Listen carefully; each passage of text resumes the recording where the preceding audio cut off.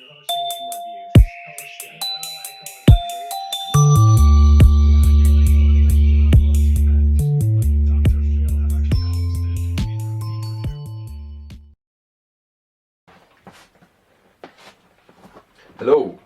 so today's video is going to be on cleaning and disinfecting your tools. Something a lot of people often overlook. If you've been working in different gardens, say outside and inside, or if you've been cutting out disease on plants, before you take cuttings for clones, it's always good to keep your tools clean. It also makes them last longer. So what I've got in front of me is a bucket with a mixture of water, and this one's got disinfectant in it. But you can use bleach. You want to make sure that your disinfectant kills plant pathogens and diseases, as well as human and animal pathogens, and isn't harmful to the environment as best you can. Pine oil is meant to be okay, but doesn't get everything. So you can also use isopropanol. Isopropanol being the best. You could use dilute bleach in a 9 parts water, 1 part bleach mix, but I don't like bleach because long term it damages the plastics, damages the metal and the coatings of tools, and leaves a powder residue. So you're going to want your main disinfectant. For blades, when I'm taking cuttings between plants, I like to use these these isopropanol lens wipes for glasses. They work really well for when you're out in the field, for instance. Say you're visiting someone else's garden and they've offered you cuttings, take some of them and clean your blades in between everything. So these have been soaked for half an hour. You want to soak everything for at least half an hour.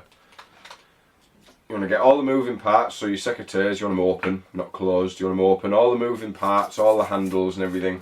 You want to soak them for about half an hour, and then give them a scrub. And a good scrub down.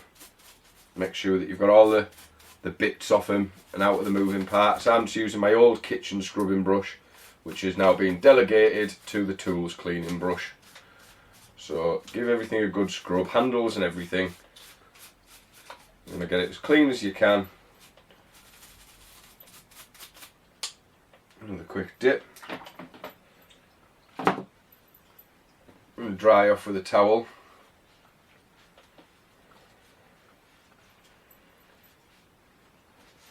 And try and get them dry before you put them away. Make sure everything's dry, or else it'll rust and it'll break. This also prolongs the life of your tools, keeping them clean. No different to your kitchen tools. The cleaner they are, the healthier your plants will be when you use them. So once you've done that, what I like to do is with a wipe, or with liquid isopropanol. It's not mouthwash. This is a bottle of isopropanol. I just got given this out of a bigger bottle.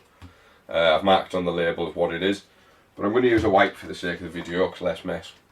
Once you're done, give your blades on everything a good rubbing over with the isopropanol wipe, or a cloth with isopropanol, and that'll kill anything that your disinfectant or your bleach or your mouthwash just won't kill. Isopropanol is really good at killing off plant diseases, bacteria, things like that, things you just don't want in your tools really.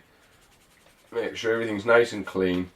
What I really should have done would have been unscrew the screw, take apart anything that comes off without fully taking the tool apart and ruining it and damaging it.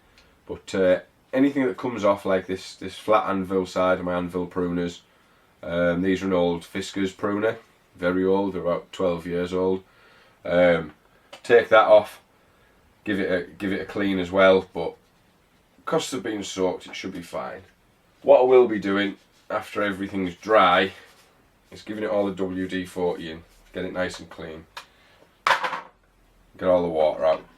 So once again, with a scrub, even though they look clean, it's worth scrubbing, making sure that everything's clean. Handles are one that people would overlook on tools. It's where you hold, but you hold plants also in your hands. So give that a clean. I'm going to dry off. Now one important factor of this is to consider the contact time of your cleaners on your tools. So things like these, the handles were soaked first. They've still got residual dust and dirt on them because they need a scrub, but the blades have been soaked for at least half an hour, which is the suggested contact time of most cleaning products. Some are 15 minutes, some are half an hour. Isopropanol on the blades.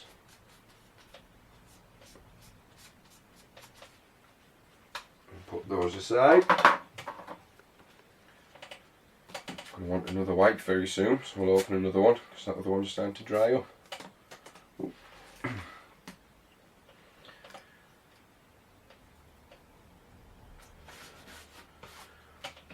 Now, bypass pruners.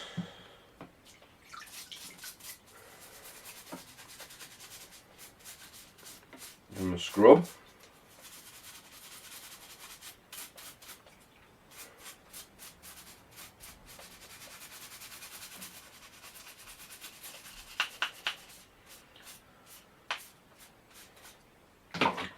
Dip any loose crud off, dry them off, like so, nice and dry.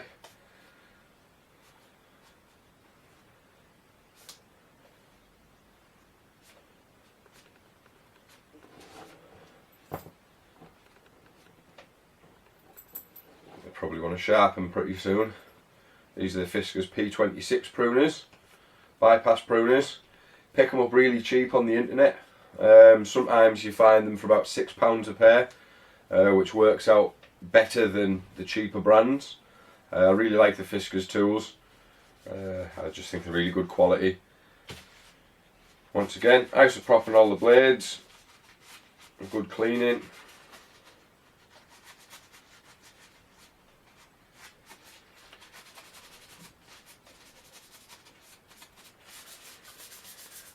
To give me handles a wipe down with it too. They've been fully disinfected. And stand it aside. I believe somewhere in here I've got one more set of little clippers. There we go. Deadheads and shears.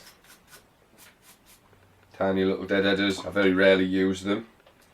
I prefer those larger scissor types, but it's worth having them. Ooh. Now these are cheap enough to have one set per plant, but that's unreasonable. These are the cheapest ones I could find, because as I say, I don't use them very often. But a valuable tool for your toolkit. Isopropanol. Standing down there. Right, now we get to the muddy tools. So the soil tools are equally as important to clean. A lot of people would think that pruning knives and snips and plant scissors are the most important to sterilise. Well, I would also say that your digging tools and your soil care tools are as important, if not more important, to sterilise, because they work in the life support system of your plants, so in your growing media. And if your plants are dirty, so if your soil's dirty, your plants will get dirty. If it's contaminated with something, your plants will risk getting contaminated. So everything wants to clean. I've recently been trying out these Magnuson tools, which I found in B&Q. They're really cheap, they're about £3 a tool. Some of them are a little bit more expensive, but generally they're about £3 a tool, which I think is a really good price. I have had one of the forks break, one of these hand forks, but it wasn't myself using it. So I've already had one of those break after probably about a 2-month period of having them, 2 months, but as I say, it wasn't myself using it, and I believe they applied a little bit too much force. So same as before, give them a disinfect, give them a scrub, isopropanol on the tines, on the blades, or on, you know, any parts that come into contact with your soil, come into contact with your plants. Good clean on the handle, and then set it aside.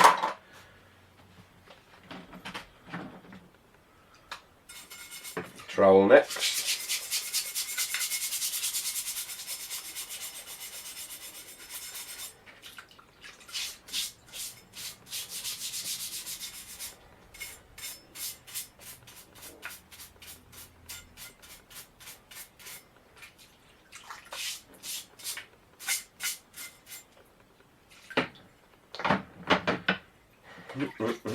As I say, don't forget to soak them beforehand. Not only does it make sure that the diseases are killed, it makes any muck just drop off them really easily.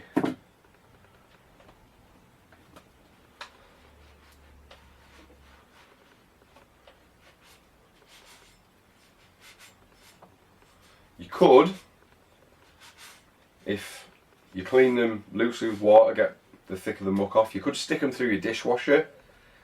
That probably wouldn't do them any harm. And then give them a wipe with isopropanol when they're finished, to kill off anything that hasn't been killed in the machine. You might damage your handles with the heat of the water that comes out of the dishwasher, but I can't imagine that being too problematic and damaging.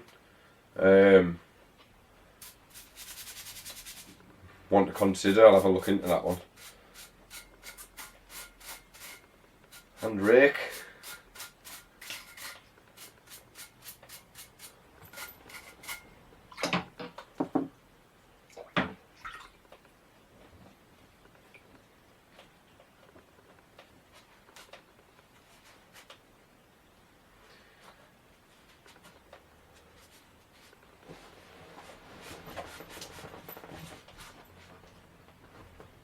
Now it's worth noting, if you do this in between taking cuttings off each plant you're going to cut, you will maximise, or at least clean with isopropanol, be it a wipe or as liquid. Buy it as liquid, put it in a spray bottle, take it in your tool bag if you go anywhere. As I say, if you're invited to a garden to take cuttings or to even work in one, or if you're taking cuttings for yourself or somebody else, clean tools. If you do that in between every clone you take, you will maximise the chance of that clone taking and surviving, because cloning is very much like a surgery for your plant, as is removing disease. The vital parts are exposed, soft tissues of the plant are exposed, and if you're putting dirty tools into those soft tissues, then you are risking diseasing or killing your plant. Cultivator hoe. So the cleaner you keep your tools all the time, the healthier your plants will be. Now if you're making a potting mix, for instance, and you've got clean tools, and then you're filling up some pots with it, you don't have to clean your tools between the pots. It's only when they come into contact with other plants or other media that you want to be cleaning them. So if you're mixing 3 different composts or soils or cocoa, anything like that together, you don't have to disinfect it between each bag if they're all going into the same. You know, it's just unreasonable. However, if you're going to be digging in your garden and then digging in a garden that's not your garden, you're going to want to clean them, because you never know what's in the soil. You don't want to be bringing soil-borne pathogens, soil-borne parasites and pests to your own garden, or to anyone else's for that matter. Now what I think I'll do with this cultivator hoe, these Magnuson tools are great, but what I like on a hoe, instead of a flat edge, would be a slight, maybe on the inside, yeah, on the inside would be a very slight grind, very, very slight bevel to it, so it's almost like a blade, not a sharp bevel, just a slight slope, semi-blunt, so you can get through roots of stuff you're pulling out, and you know, so you can cut through things. Like, I found that when you get a digging spade and you use it for a couple of weeks, use it quite a lot, the edge gets really sharp and it digs really nice. So you'd have thought a hoe would have worked the same to sort of cut through the soil and get under things rather than be blunt. But that's just me, food for thought, eh? So, now that we've gone through using the bucket of disinfectant and everything's been wiped off with Isopropanol, what we're going to want to do is move all this stuff out the way. I'll just put them wipes in that bucket because that'll be getting poured down the toilet. Take the wipes out, obviously, but that's not safe to pour in the garden. I'm not pouring it down the drain into the grey water. So now that's all clean and everything's dry, you're going to want to protect your tools from rust. See, I'm fortunate enough that I buy mostly these black oxide coated tools, but around the edge where they're used and the oxide coating comes off, that's now going to be prone to rusting from being wet. So very thin spray on any metal, WD-40, not too thick, just a very thin coating. Displace the water and keep your tools protected.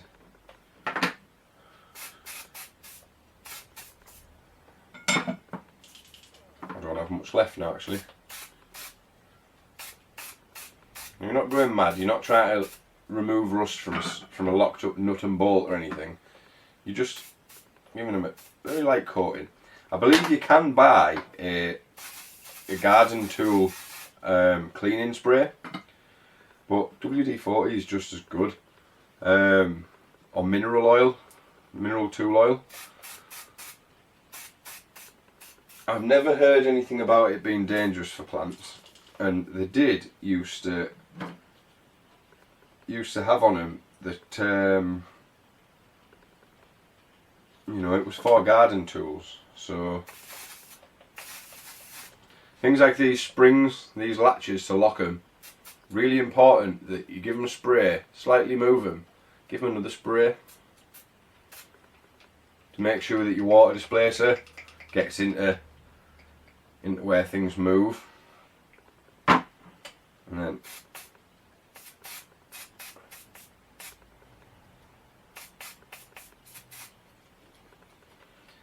now that's done, what I find, and it does seem a little bit precious, is to get another ISO wipe where you've just WD-40'd.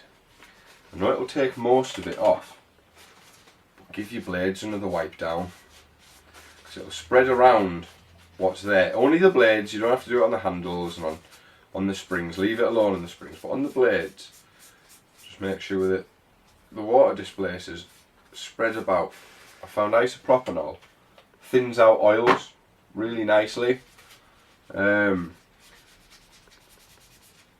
then evaporates, so it spreads around your oil line. I think WD-40 is probably a Teflon or a silicate base. Give it a little spread around, and then you can put your tools away. Be nice and clean, nice and protected.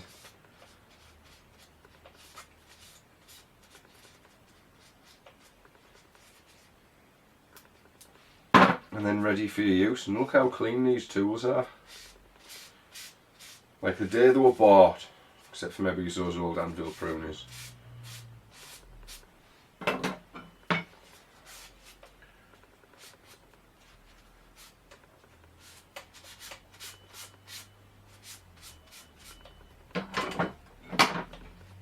But cleaning tools, especially for houseplants.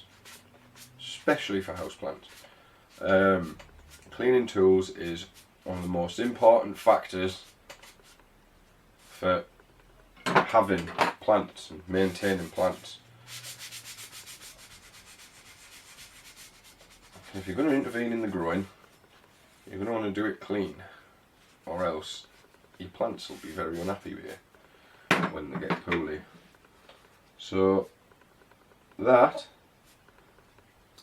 is now one clean, ready to use again plants toolkit. If you've got any questions on cleaning them, things to clean them with, If I can't answer your question, I've got a couple of people who can help me gather the information. I've also got some really good old books on it.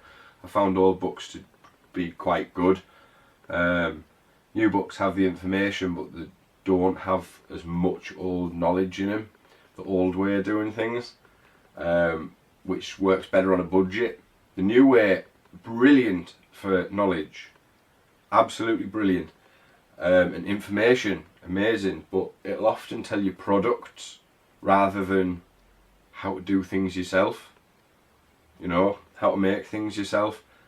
Cleaning products, not quite the best, but things like soil mixes, cloning, it'll give you all that knowledge, but it'll give you the old knowledge. So instead of using cloning and rooting powder, there's probably a solution. In fact, I know there's a solution, but I'm going to cover that in another video. That's not for now.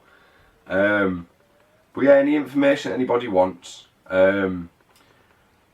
on any of the subjects, I'll help my best.